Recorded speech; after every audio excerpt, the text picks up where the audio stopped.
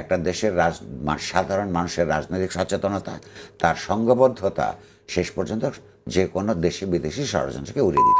আর আন্তর্জাতিক পর্যায়ে কারা ষড়যন্ত্র করছে সেটা আমি আপনাকে পরিষ্কার করে বলতে পারবো না, কারণ আমার কাছে কোনো তথ্য নেই, অনুমান করতে পারি।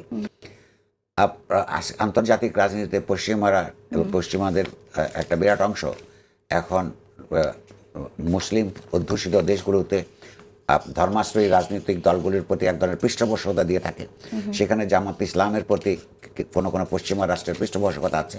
সেই পৃষ্ঠপোষকরা যদি মনে করে যে জামাত ইসলামীর নির্বাচনী ফলাফল খুব খারাপ হবে, হ্যাঁ, বা তাদের প্রত্যাশিত পর্যায়ে যাবে না, কিন্তু এখনই তো রাষ্ট্রের উপর তার প্রভাব অনেক বেশি নির্বাচন ছাড়া, সেইখানে তারা অঙ্ক করবে যে নির্বাচন হলে সুবিধা, না হলে সুবিধা। এই ধরনের জিনিসপত্র থাকতেই পারে।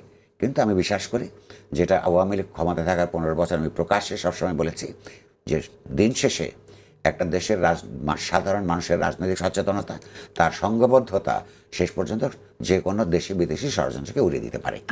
রাজনৈতিক দলগুলি যদি সুষ্ঠু এবং সভ্য আচরণ করে, হ্যাঁ, তাহলে নির্বাচন সুষ্ঠু না হওয়ার কোনো কারণ নাই।